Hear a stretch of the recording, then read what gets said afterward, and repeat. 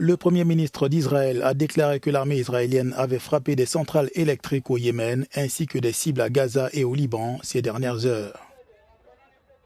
Dimanche, Benjamin Netanyahou est revenu sur ses conditions pour l'arrêt des hostilités dans l'enclave palestinienne.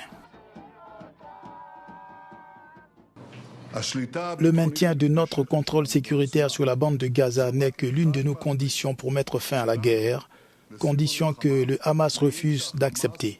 Nous insistons non seulement pour que le Hamas désarme, mais aussi pour qu'Israël mette en œuvre le désarmement de la bande de Gaza au fil des temps en prenant des mesures contre toute tentative de réarmement, d'organisation de la part d'un élément terroriste.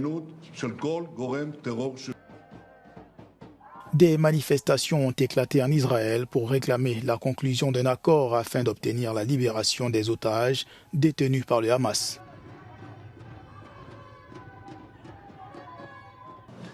Aujourd'hui, ceux qui appellent à la fin de la guerre sans vaincre le Hamas ne font que renforcer la position du Hamas et retarder la libération de nos otages. Ils font également en sorte que les horreurs du 7 octobre se répètent encore et encore et que nos fils et nos filles aient à se battre encore et encore dans une guerre sans fin.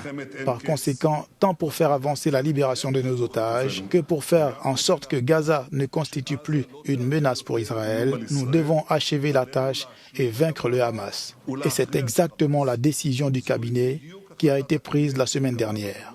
Nous sommes déterminés à la mettre en œuvre. La police a déclaré avoir interpellé 32 personnes dans le cadre de cette protestation nationale, l'une des plus violentes depuis le tollé provoqué par la mort de 6 otages à Gaza en septembre dernier.